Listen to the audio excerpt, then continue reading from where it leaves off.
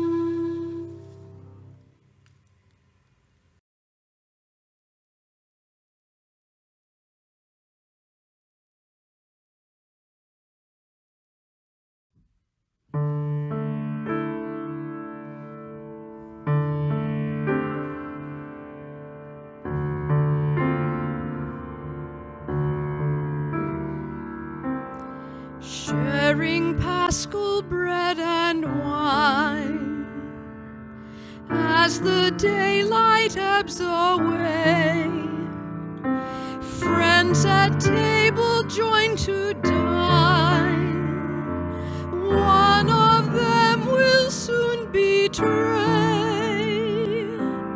Shadows lengthen into night.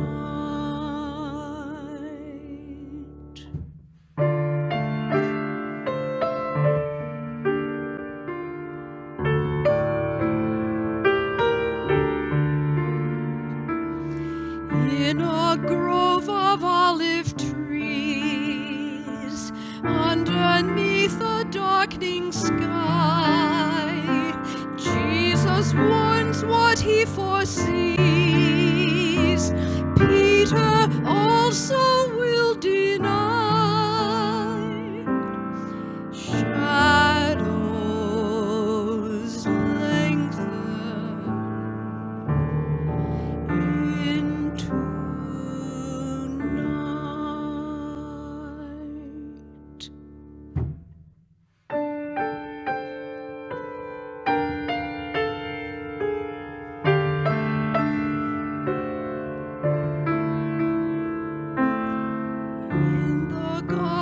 still and deep, those he asked to watch and pray, heavy-lidded fall asleep, weary from the anxious day. Shadows lengthen into night.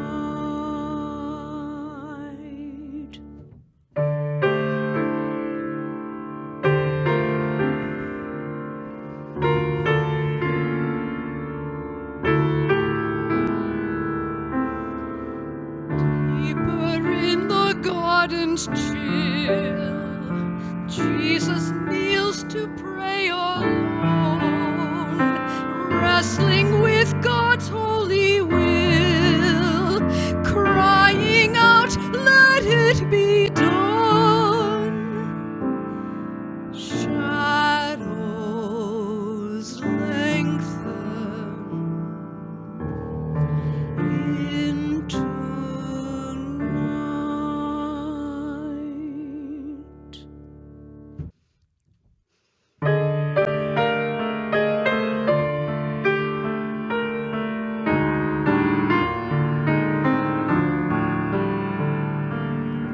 All too soon the silence rends with a crash of club and sword. Judas still received as friend, with a kiss betrays his Lord. Shadows lengthen into night.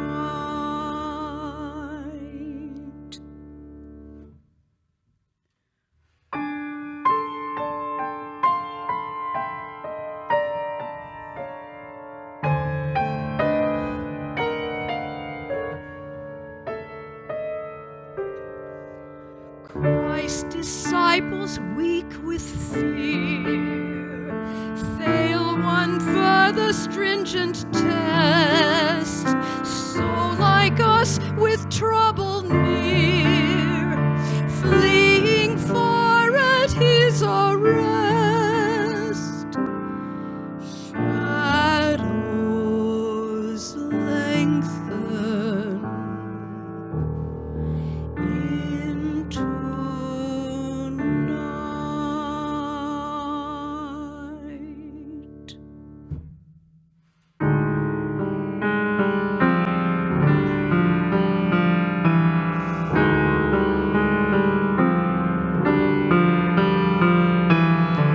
While the web of darkness grows, Jesus suffers through his trial. As the herald rooster crows, Peter speaks his third denial. Shadows lengthen into night.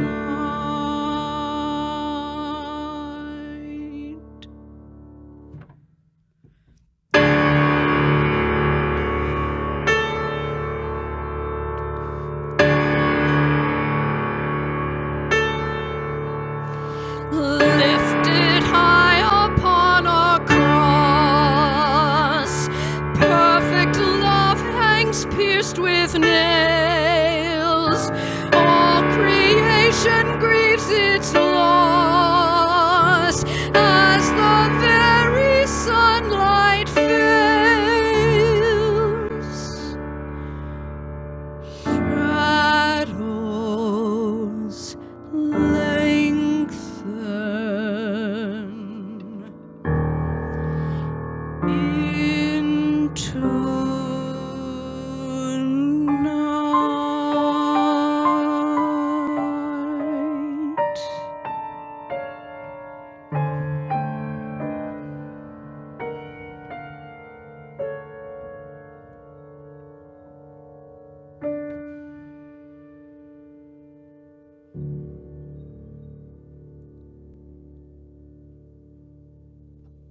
He came out and went, as was his custom, to the Mount of Olives, and the disciples followed him. When he reached the place, he said to them, "Pray that you may not come into the time of trial."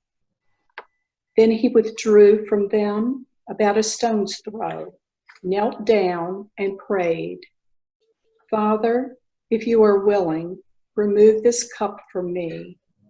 Yet not my will, but yours be done." Then an angel from heaven appeared to him and gave him strength. In his anguish, he prayed more earnestly, and his sweat became like great drops of blood falling down on the ground. When he got up from prayer, he came to the disciples and found them sleeping because of grief. And he said to them, "Why are you sleeping? Get up and pray that you may not come into the time of trial."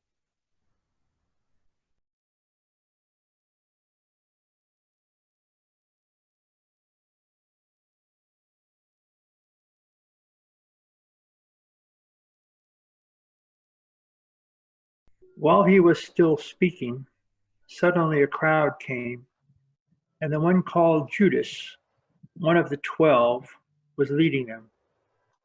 He approached Jesus to kiss him, but Jesus said to him, "Judas, is it with a kiss that you are betraying the Son of Man?" When those who were around him saw what was coming, they said, "Lord, should we strike with the sword?" Then one of them struck the slave of the high priest and cut off his right ear. But Jesus said, "No more of this." And he touched his ear and healed him. Then Jesus said to the chief priests, the officers of the temple police, and the elders who had come for him, "Have you come out with swords and clubs as if I were a bandit?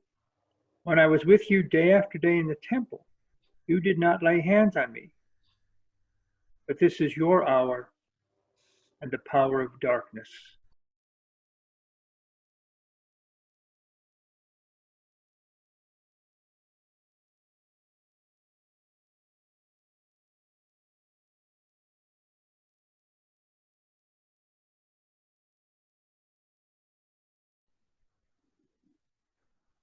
Then they seized him and led him away, bringing him into the high priest's house. But Peter was following at a distance. When they had kindled a fire in the middle of the courtyard and sat down together, Peter sat among them. Then a servant girl, seeing him in the firelight, stared at him and said, "This man also was with him." But he denied it, saying, "Woman, I do not know him." A little later, someone else, on seeing him, said, "You also are one of them." But Peter said, "Man, I am not." Then, about an hour later, still another kept insisting, "Surely this man also was with him, for he is a Galilean." But Peter said, "Man, I do not know what you are talking about." At that moment, while he was still speaking, the cock crowed. The Lord turned and looked at Peter. Then Peter remembered the word of the Lord, how he had said to him, "Before the cock crows today, you will deny me 3 times." And he went out and wept bitterly.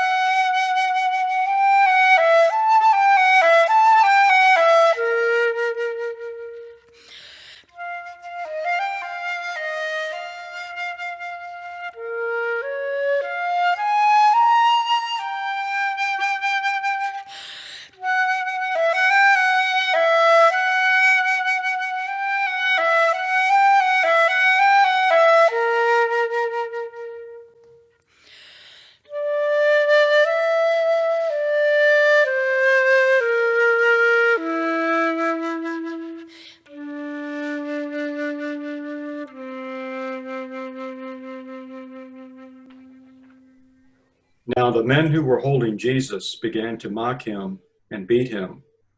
They also blindfolded him and kept asking him, "Prophecy, who is it that struck you?" They kept heaping many other insults on him. When day came, the assembly of the elders of the people, both chief priests and scribes, gathered together, and they brought him to their council. They said, "If you are the Messiah, tell us." He replied, "If I tell you, you will not believe. And if I question you, you will not answer. But from now on, the Son of Man will be seated at the right hand of the power of God." All of them asked, "Are you then the Son of God?" He said to them, "You say that I am." Then they said, "What further testimony do we need? We have heard it ourselves from his own lips."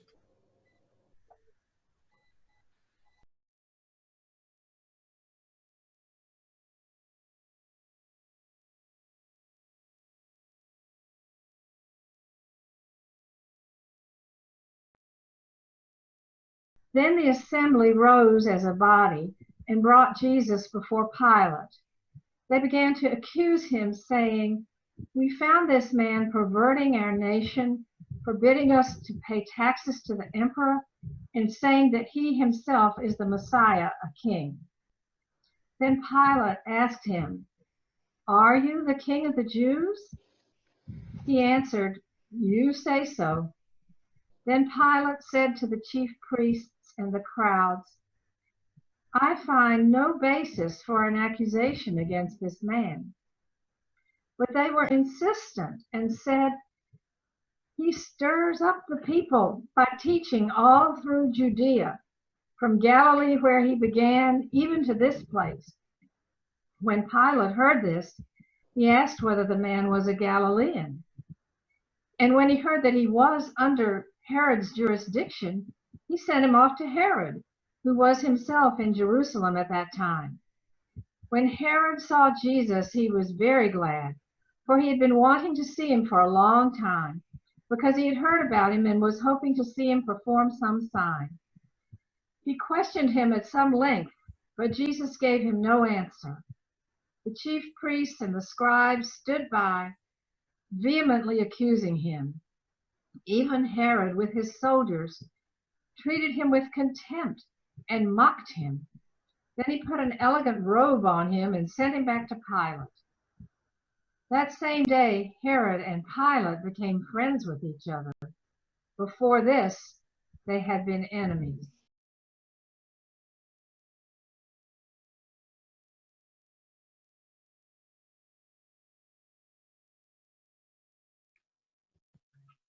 Then Pilate called together the chief priests, the leaders, and the people, and said to them, "You brought me this man as one who was perverting the people. And here I have examined him in your presence and have found this man not guilty of any of your charges against him. Neither has Herod, for he sent him back to us. Indeed, he has done nothing to deserve death. I will therefore have him flogged and release him." Then the people all shouted out together, "Away with this fellow! Release Barabbas for us." This was a man who had been put in prison for an insurrection that had taken place in the city and for murder. Pilate, wanting to release Jesus, addressed them again, but the people kept shouting, "Crucify him! Crucify him!" A third time he said to them, "Why? What evil has he done? I have found in him no ground for the sentence of death. I will therefore have him flogged and then release him." But they kept urgently demanding with loud shouts, and he should be crucified, and their voices prevailed. So Pilate gave his verdict that their demand should be granted. He released the man they asked for, the one who had been put in prison for insurrection and murder, and he handed Jesus over as they wished.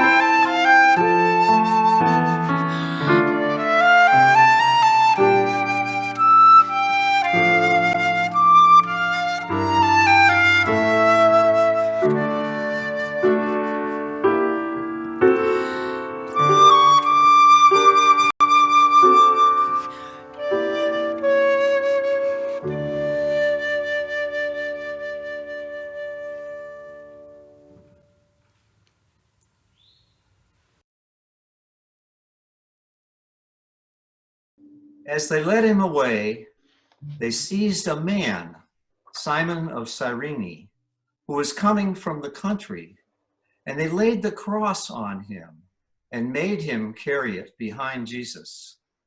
A great number of the people followed him, and among them were women who were beating their breasts and wailing for him. But Jesus turned to them and said, "Daughters of Jerusalem, do not weep for me, but weep for yourselves and for your children. For the days are surely coming when they will say, 'Blessed are the barren and the wombs that never bore and the breasts that never nursed.' Then they will begin to say to the mountains, 'Fall on us,' and to the hills, 'Cover us.' For if they do this when the wood is green, what will happen when it is dry?" 2 others also, who were criminals, were led away to be put to death with him. When they came to the place that is called the Skull, they crucified Jesus there with the criminals, one on his right and one on his left. Then Jesus said, "Father, forgive them, for they do not know what they are doing." And they cast lots to divide his clothing. And the people stood by watching, but the leaders scoffed at him, saying, "He saved others. Let him save himself if he's the Messiah of God, his chosen one." The soldiers also mocked him, coming up and offering him sour wine and saying, "If you are the king of the Jews, save yourself." There was also an inscription over him, "This is the King of the Jews."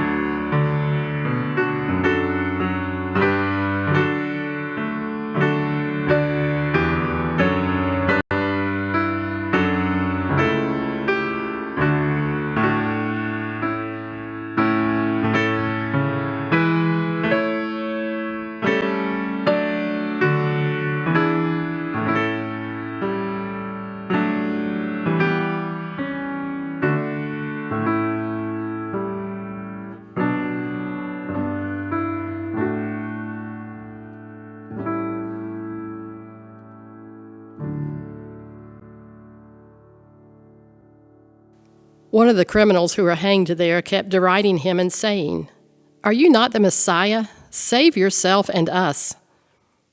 But the other rebuked him, saying, "Do you not fear God, since you are under the same sentence of condemnation? And we indeed have been condemned justly, for we are getting what we deserve for our deeds. But this man has done nothing wrong." And then he said, "Jesus, remember me when you come into your kingdom." He replied, "Truly I tell you, you will be with me in paradise." It was now about noon, and darkness came over the whole land until 3 p.m, while the sun's light failed, and the curtain of the temple was torn in two. Then Jesus, crying with a loud voice, said, "Father, into your hands I commend my spirit." Having said this, he breathed his last. When the centurion saw what had taken place, he praised God and said, "Certainly this man was innocent." When all the crowds who had gathered there for the spectacle saw what had taken place, they returned home, beating their breast.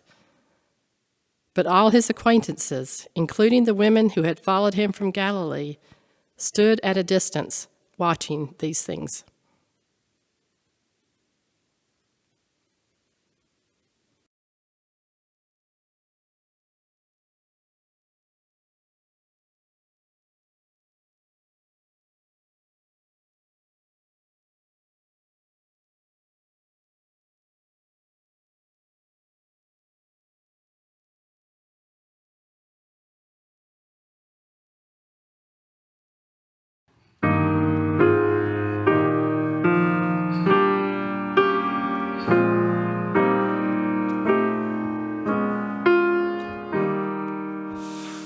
Were you there when they crucified my Lord? Were you there when they crucified my Lord?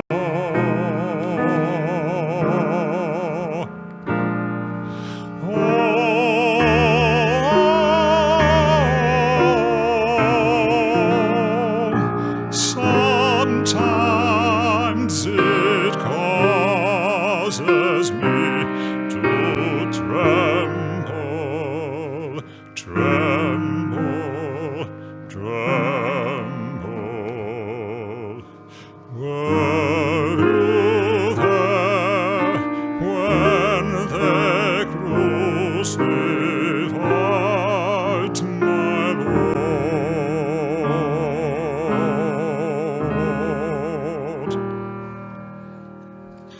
Were you there when they laid him in the grave? Were you there when they laid him in the tomb?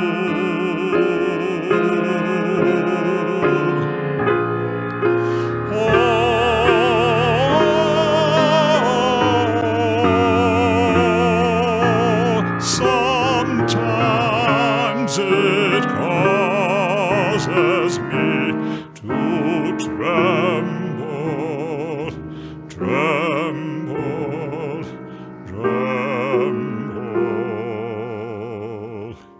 Were you there when they laid him in the tomb?